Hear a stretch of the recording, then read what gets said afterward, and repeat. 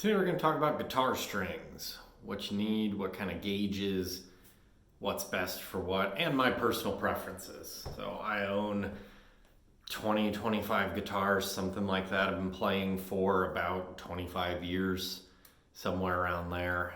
I've used a lot of different guitar strings, tons of different brands, and I've kind of built up my go-tos, but I still try some new stuff every now and then. So first off, and I get this question a lot as a guitar teacher, especially for new students, what strings do you need? What gauge? And really, a lot of it is personal preference. And it comes down to, we'll start with electric. Typically on electric, you've got 9 gauge up to 12 gauge. And 12 is pretty heavy for an electric. It's not out of the world or anything like that, but for an electric guitar, a 12 gauge string is pretty thick. 9 gauges are very light, and some people find them too light, which I do. They also make 8.5s, which I've never actually used, but I can't imagine. It's like fishing line, you wouldn't even feel it. But typically, kind of as a general rule, the longer scale length on your guitar, so if you look up what the scale length is, or if you just measure it yourself, the longer the scale length, usually a heavier gauge string is kind of how people pair them up. And typically, if you want to do a lot of big bends and being able to bend that string way, way, way up, or if you just have a lighter touch or you haven't built up those calluses or just smaller hands, in general, lighter strings are typically the way to go. So a set of 9s is what most people in those kind of circumstances will go for. I personally use either 10 gauge or 11 gauge on my guitars. On my metal guitars, on my shredders, these kind of guitars, my Legators, of course, I use 11 gauge. They're just heavier. And what is the advantage of going to a higher gauge? You can down tune it easier. So the heavier the gauge string, the lower you can tune all the strings, of course, but especially this bottom 6th string or the 7th string or the 8th string, whatever you're using. When it gets bigger like that, you can down tune it and it will still hold tension. So it'll still hold that tension across and won't flop around. There won't be a ton of pull. These are 11 to 54s on here, so pretty hefty strings. So if you can see that, probably not. There's not a lot of play in that top 6 string. Not a lot. It's pretty tight on there, which is what I want. And so if I down tune it then into drop D or down tune it even more into drop C, then it'll keep that tension and you can still play on it and fly across the fretboard really well. On guitars that are not designed just for metal, ooh, there we go. So like on my Telecaster here, 10s, 10 to 46 is what I put on pretty much all my non-shredder guitars. So my Les Pauls, my Telecasters, my Strats, they get 10 to 46. My metal guitars get 11 to 54. And these, you just get a lot more play. So if you can see, I can lift that string quite considerably compared to the Legator. It just pulls up a ton more. You can bend all these high strings a lot more. That's the advantage of having a lower gauge. And even that difference between 10 and 11 is significant. It might not seem like that because it's only one number apart, but give it a try. String up one guitar with 10s, one with 11s, and feel that difference. It's significant. Another thing I'll say about these strings, and I'll actually grab the package as well. So what brand of string you buy, and a lot of that is personal preference. My giant tote of strings, and then I've got stacks of strings that don't even fit in the tote. But on that Telecaster, at least, the green guitar, I tried some new strings, because I'm always trying new strings. And here's the last pack I have, the Vostok cryogenic guitar strings. They consider these to be their light gauge, which are 10 to 46. I think 10 to 46 is medium as far as electric guitars go, but whatever, that doesn't matter. I saw these on eBay. I think it was a 4-pack for like $11 plus like $3 shipping, so it was pretty cheap. And they say they are cryogenically frozen, which what that means is you get the strings cold enough to where the actual molecular structure of the steel in the strings changes, and just shifts, sort of the composition of the metal. Obviously, I don't know all the science behind it. I'm a liberal arts guy. But these strings were very cheap. I thought it was a cool gimmick. They're made in the United States, despite the name of Vostok and this very Soviet-looking packaging. And I will say they're terrible. These are not good strings. Their whole gimmick of cryogenically freezing them is designed for like durability, supposed to be stronger strings and whatnot. And the very first pack I put on that Telecaster, the first string snapped as I was tuning it up, which drives me insane. If that does happen, pro tip, look at where the string actually breaks on the guitar. If it breaks down at the bridge or the saddles, find where those contact points are, usually right on the saddle, and maybe hit it with some real fine sandpaper, just a little bit in that little saddle groove, and that can smooth it out. Same if it breaks up at the nut or at the tuning machine, just a real fine sanding on there will help. And then also remember, lubricate your contact points, and it's really easy to do with just a mechanical pencil. So if you just have any old mechanical pencil from school, whatever, just shove some lead out, and then that graphite in there, you can just kind of draw it into the little slots in the nut, and that will lubricate them with that graphite. Kind of makes the strings look dirty up at the top, but I'd rather them be better playable than clean. So strings that I don't like, the Vostoks I don't like. I don't have a pack of these anymore, but I'll mention them. I got a set of silk and steel strings, which to my knowledge, I guess it's steel strings that have like a silk core, or maybe it's the other way around, I don't know. I got one pack from a buddy of mine who bought, I don't know, like a 3-pack or something, put them on his acoustic guitar, and I did not like those either. They're so light to the touch. Now, if that's what you're looking for, if you want ultra light to the touch, preserve those silky smooth calluses so you don't really have anything and your fingers will never hurt, sure, go for it. But they were so light, and I strung them on a Baby Martin, and it was like I wasn't even really playing a guitar. I didn't like it. So strings that I do like, that I do recommend, we've got 10 to 54 if you're doing drop tuning. So like I mentioned, 10 to 46 is pretty common for 10 gauge guitar strings on electric. 10 to 54 has that beefy, I think they even, beefy bottom, kind of a goofy name. But that is great if you're playing a ton of drop D, if you've got a guitar you set up in drop D, or a guitar that you set up in drop C. 10 to 54 strings are great. You get that nice easy bends on the top, super weight on the bottom. And then most of the strings I use, I've got some 11 to 50s here, but I use this brand Stringjoy a lot. I'm not sponsored by them or anything, but if anybody at Stringjoy wants to see this and sponsor me, I will accept that. But I like them because they're made in the USA, and I just don't like buying Chinese stuff all the time. I know the guitars that I just showed are not made in USA, especially the Legators. Those are all Korea. But try to buy, domestic, local, whatever, as much as possible. For my 7-string guitars, 11 to 58. Can't even really see it. Packaging is so dark. I like these Ernie balls. They're inexpensive. They're also made in USA. I like that. And for my 8-string guitars, 10 to 85 string joys, so heavy duty stuff there. They make 10 to 90s as well, which I like, but the 85s just seem to fit my instruments a little bit better. So a lot of different options for guitar strings. And you might have seen, talk about acoustics for a little bit, elixirs. I used to use elixirs exclusively. That's all I used. Electric, acoustic, whatever. I used elixirs. They're basically the best of the best, and most people, at least in my opinion, tend to agree with that. Real high quality strings. They are expensive. 3-packs like this run, I think they're now up to like $45, almost $50 for a 3-pack, where you can get 3 sets of string joys for like $20 free shipping, 3 sets of Ernie balls for like $15 free shipping. You're paying double, if not more, for elixirs. But the cool thing is they're coated.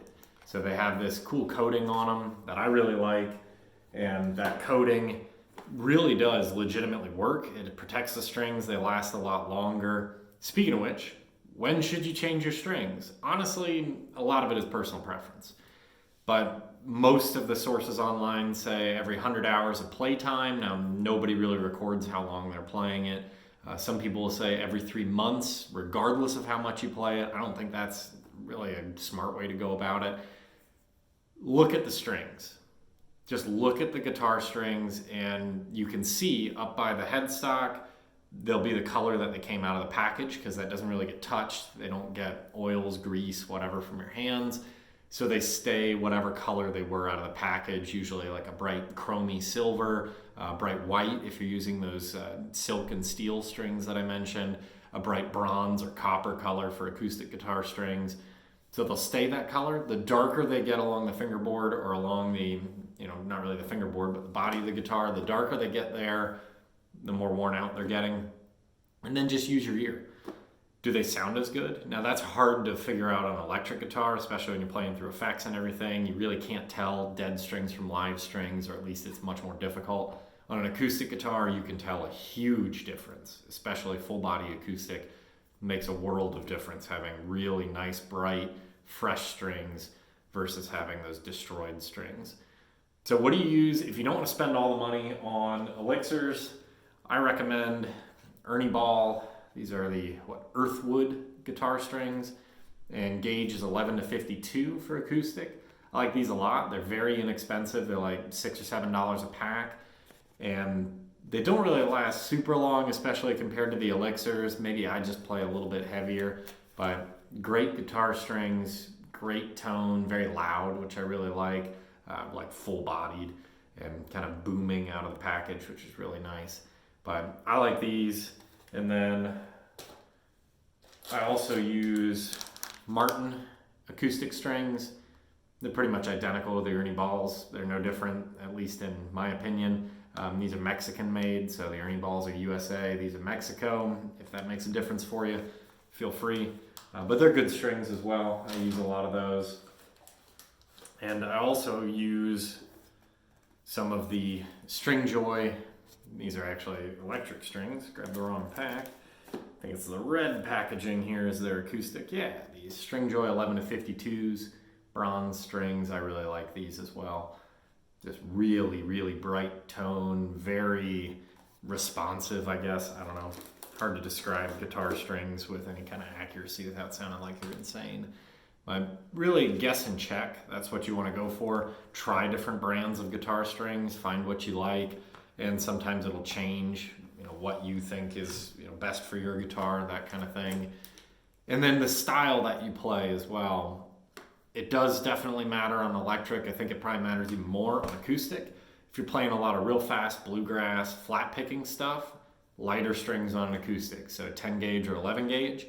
I've used 10s on my Taylor T5 for a long time, and that's an electric acoustic combo. And I think that's what the manufacturer ships it with from Taylor. I think they come with 10 to 46s, but I'd have to check on that.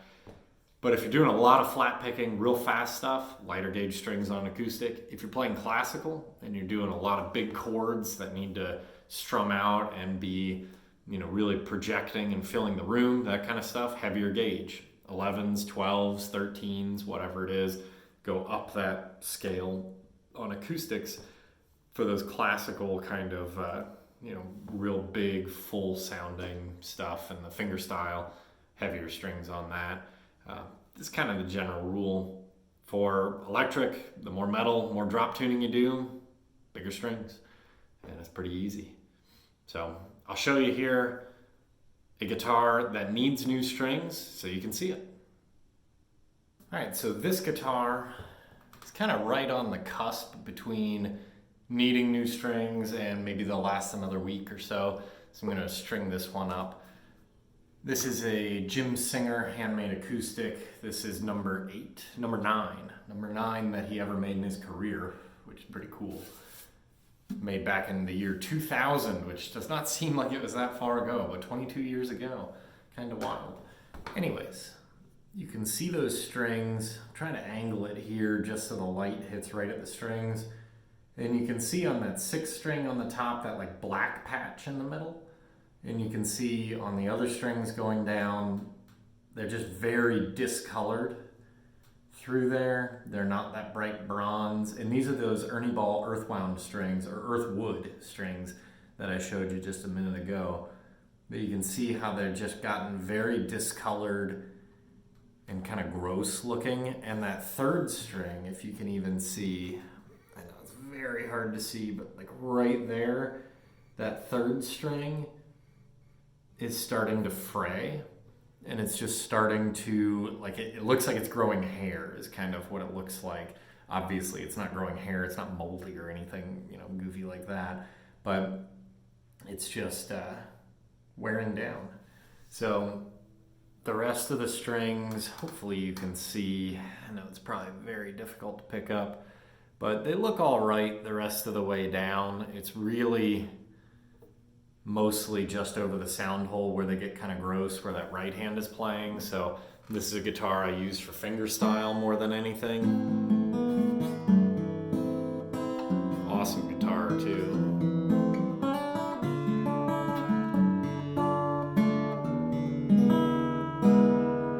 And those strings still sound really good, but I can feel the difference. Under my fingertips, I can feel it in the right hand.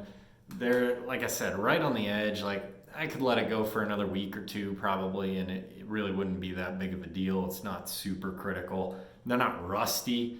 I don't need to change them for my own health reasons. And I see that a lot as a guy who sets up guitars or does maintenance on guitars. People bring me, hey, I've had this guitar. It's, sat in my closet for 4 years, or it's been in my garage for 4 years, or been in a storage unit. And the strings, like, if you touch them, you need a tetanus shot. They're disgusting. They're solid rust. They're just gross.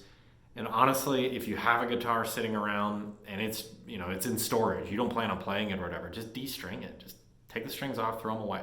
You're going to need to change them anyways, so why let them get rusty and get disgusting? And just take them off, toss them, put the guitar back into storage. Super easy. So we'll do a full string change on this one, put some new strings on it. Let's check it out.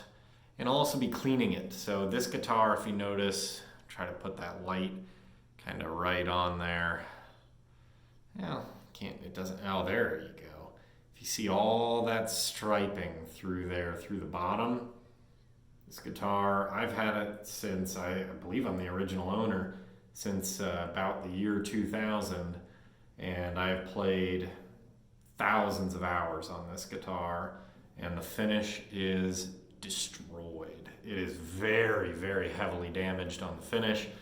Obviously, nothing affects the playability or anything like that. It's just cosmetic, or relict, as people like to call it. You can see where my hand has rested so much. It's almost like it kind of burned out some of the finish at the top there. The back, gorgeous walnut back, but you can see all that swirling through there, massive amounts of swirling, kind of insane. And it's just from thousands of hours of being played. For many years, this was my go-to acoustic, and for a lot of things it still is. So mentioned I have a Taylor T5 acoustic as well. I've also got a Soderlund Kestrel that I play quite a bit. This is a lot of sentimental value to it as well. But we'll clean it all up, change the strings. So things you need to actually change strings, little microfiber cloth always helps. And then I recommend, and there's a ton of companies that make this, doesn't have to be GHS, Fast Fret, so some sort of fretboard cleaner. So this fretboard is extremely dirty. This ebony shows all that dead skin and everything, that gunk real well. Fretboard cleaner. And then you can also use any kind of wax on the body. I keep it in this bag because the actual jar kind of gets a little bit sticky.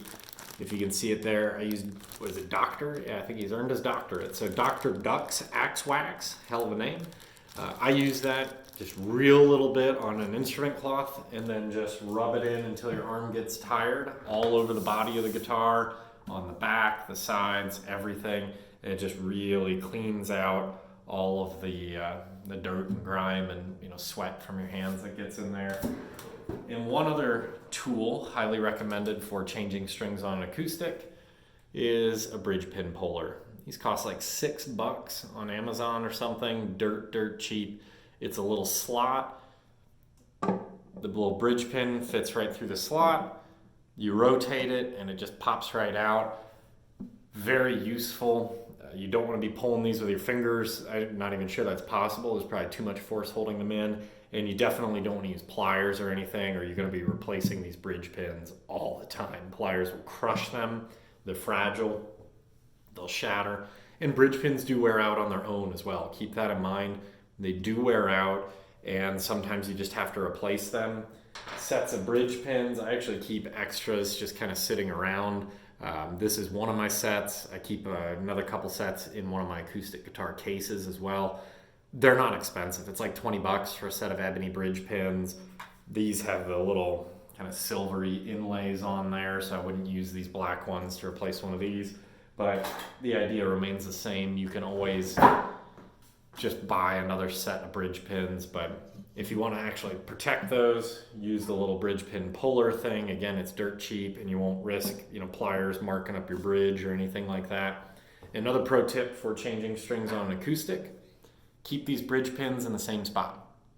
What that means is the bridge pin you pull out of string number 1, put it in something, set it on a piece of paper, whatever, that you can label it as string number 1, and then put that back into the same slot. Because these do, over time, especially on a guitar now that's 22 years old and been played an extreme amount, these bridge pins will kind of conform to that individual slot. And each slot is different because the width of the string going in is different, of course. So keep those going into the same slot on the bridge, and you'll just have a better time with it. But I'll get this all strung up and we'll show you that process and what it looks like at the end. In this light, you can see all those cracks in the finish. There's a real nice one. Like I said, this guitar has been well loved, played a ton, and I don't ever intend on getting it refinished unless I absolutely have to. And there's that damage you can see on that string where it kind of looks like it's growing hair and just real gross. But through the actual fingerboard, the strings aren't too bad, but that gunk there, that's what the fast fret is going to take care of. Stuff like that just builds up on the side of the frets and gets pretty gross. You can see it all the way down. Step 1, take the strings off and just dust it. One little note, if we can get it to focus. There we go. As I was pulling out a bridge pin, this is pin number 6, so right at the top there, notice the bottom end is pretty much shattered, sheared off. And the question is, does that matter? The answer is it might. It really just depends. Put it in, string it up. You'll know if it either still works or doesn't. This one, considering I just pulled it out and it was like that, it didn't break as I pulled it out, or you would have heard the other part of the little bridge pin there falling into the base of the guitar, and you'd be able to shake the body of the guitar and it would rattle around. So I think it's been like that for a while. I don't remember. Like I said, I change a lot of guitar strings, so I do not remember. But we got our strings off, obviously. And we will hit it with fast fret on the fretboard, and then going to wax the body a little bit and then hang it up to dry for about half an hour. Alright, so once your guitar is dusted, so just using this little cloth, then we can start with the fast fret. I also use a cool little device, kind of looks like this weird little pen thing, but it's got a little cool little dusting brush, and that can get in those little grooves, in the cracks and nooks and crannies. So dusting either side, just making sure we get all the particles of dirt and grime and all that out of here. And along the inside of the bridge. Is that dirt? Yes, it is. Okay, I was like, is that a giant crack? No. But this will get the inside of the bridge. In some acoustic guitars, yours might be this way. do not have fixed saddles. So if that comes out, just remember what angle, what direction it is, and usually you can tell because a lot of times they'll only fit in one way. This is actually a glued saddle, so that's not coming anywhere. But make sure we dust this whole guitar, get everything out of the nooks and crannies there. And looks like I got a little bit extra in there to get the top, get up here at the nut. You can see how much I've played this guitar. Those dings in the fretboard are deep. Those are not in the fretboard, the fret wire. Those dings and flat spots and everything are real deep. I've thought about having this guitar refretted or recrowned, but in the end, this is the only guitar I have that's kind of relict in this way. Kind of like it. Like I said, it adds a little bit of sentimental value.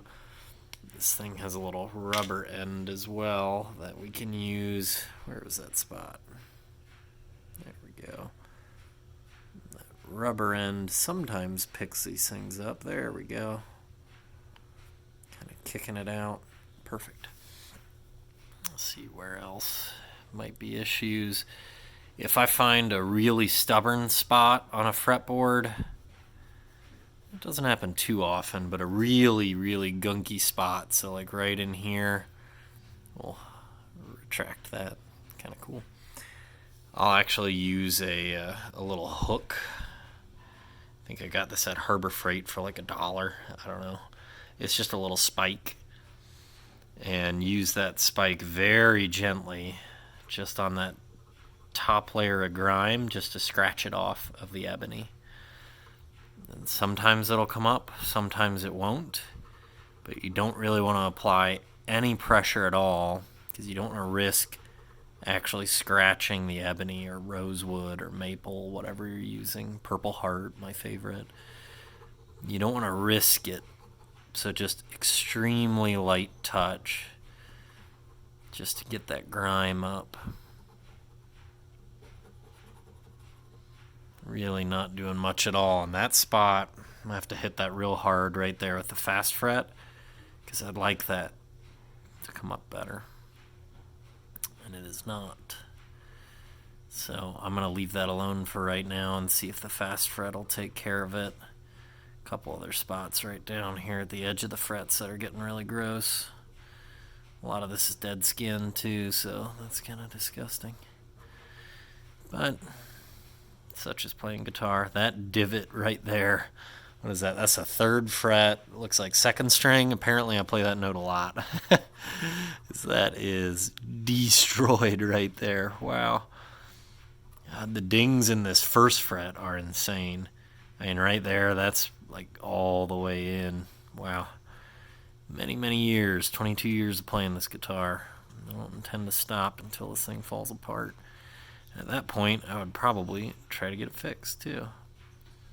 Again, this is a Jim Singer handmade acoustic guitar. I do not know if Singer is still making guitars or not. I don't really know anything about it. There's the label.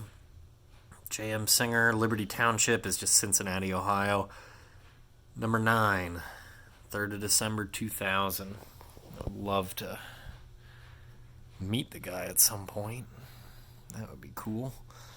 Let's see if we can get this little spot off. No. Alrighty, well, that means it's time for the fast fret, and I'll show you how to use that as well. So this is what fast fret looks like. This has been used pretty significantly. I'm probably getting ready to pitch this one. I use these fast fret sticks until they dry up, so just until they get real dry. But all you do is you go in there right up against the edge of the fret wire, right up against the edge of the nut as well. And you can see that difference between a fret that's recently been hydrated and cleaned like that versus frets that have not. So it gets that kind of black sheen back to the ebony. It's real obvious on rosewood too. and it cleans that. There's that little patch of gunk right up there. Do another fret here.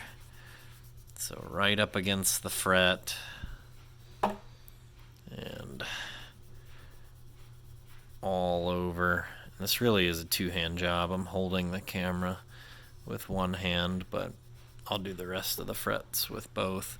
But you can see there, well, not quite, didn't get all of it. There we go. You can see that difference real strong already. We'll just go back and touch up a little bit of these sides of these frets. Make sure we're perfect on there. I like to, I don't know, do a thorough job. Clean these frets. And it doesn't matter if you get it on the fret wire itself. I mean, it wipes right up anyways. But we'll do the whole fretboard so you can see 2 frets, rehydrated, nice and black. And the rest got just all that string grime. And those frets are so gross. Kind of all the way down. And we'll show you what it looks like at the end. Alright, so the whole fretboard has been rehydrated. You can see a lot of those like string marks that kind of look like, I don't know, like a kid's drawing of a rocket or something that come up under the strings on each fret are pretty much gone.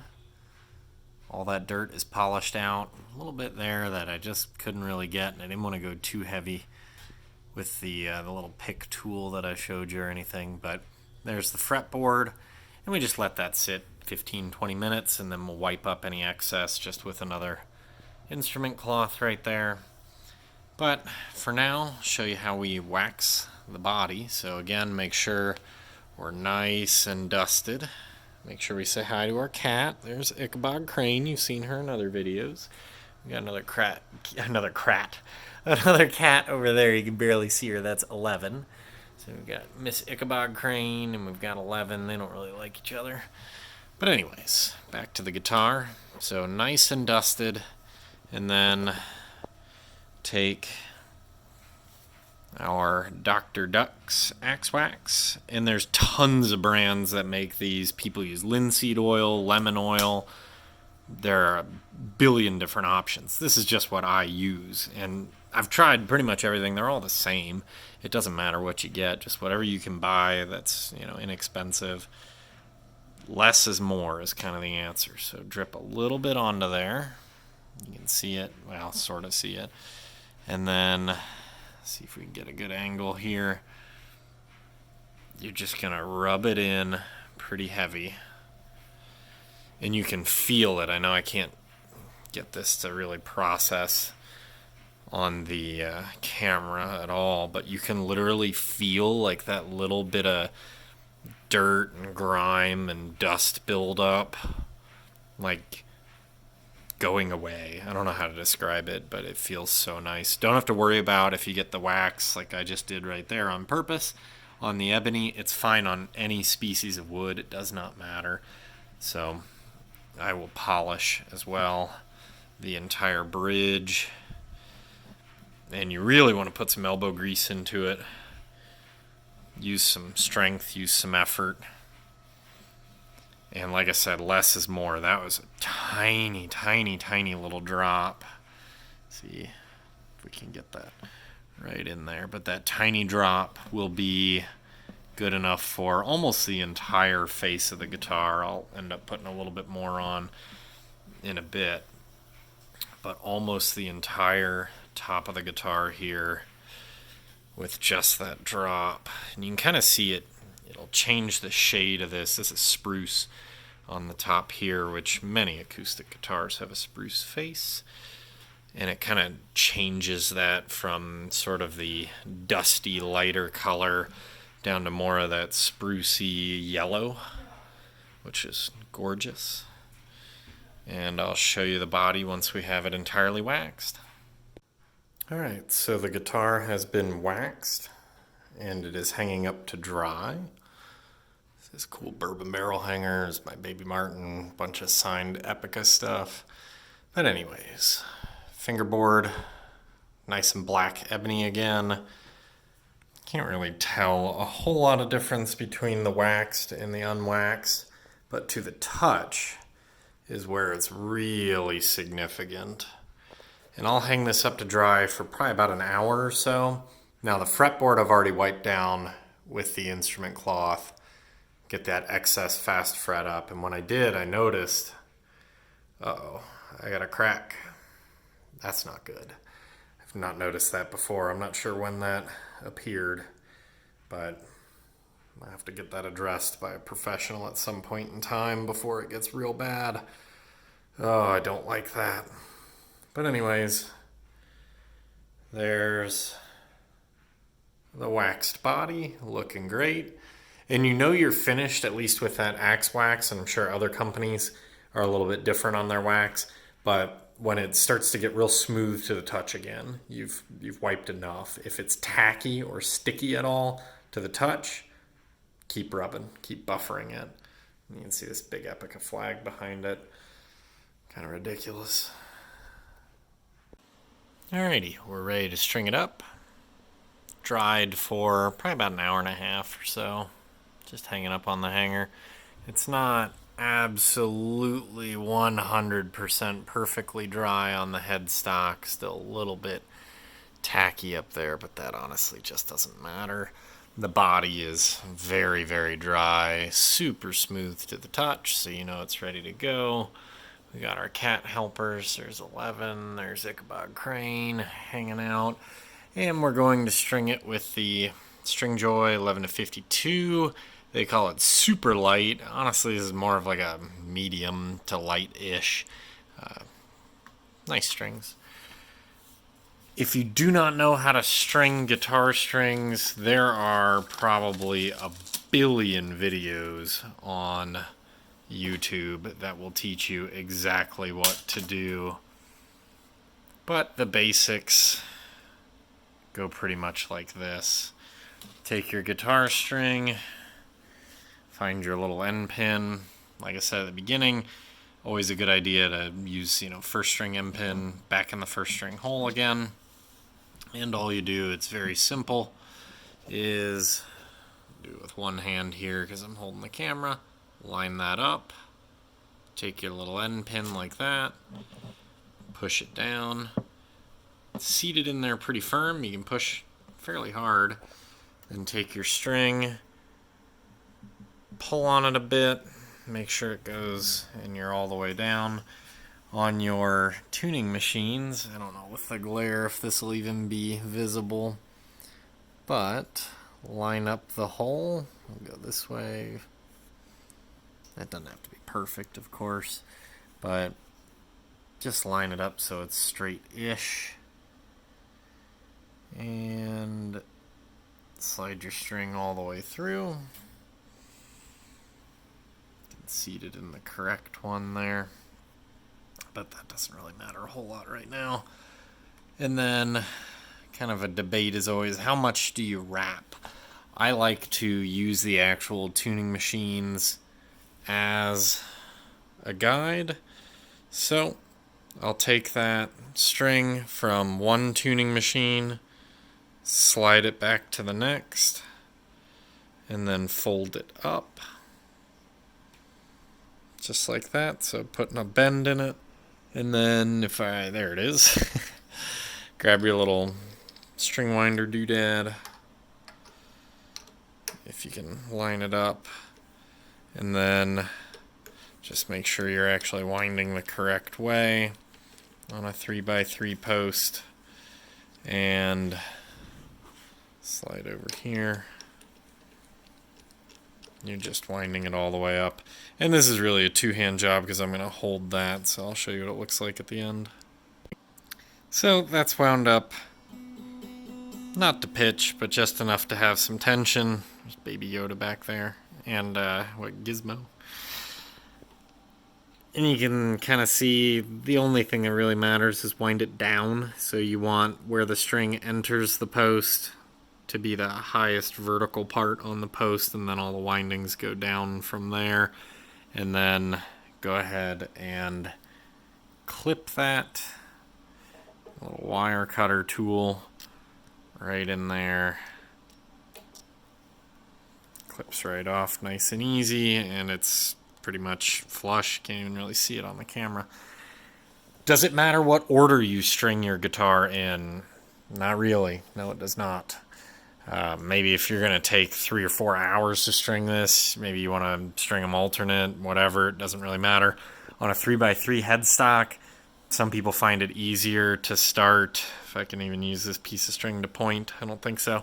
Some people start on these two and then go down, other people do it reverse. I typically just string them 1 through 6 in order, but it does not matter. So we got it all strung up. You can see these nice, beautiful bronze strings running all the way down. Nice wraps at the end. What I like to do as well, right when I string up, especially an acoustic guitar, but really any guitar, I typically will tune the instrument up to about 1 full step below standard, below E standard, so what would be considered D standard. And then I let the string sit for a little bit as the truss rod gets used to that tension again, and especially as these little end pegs kind of get seated in real firm, the string gets, seated into that saddle real well. And after about 3 or 4 minutes of sitting in that D standard tuning, I'll tune it all the way up to E and have it then ready to go.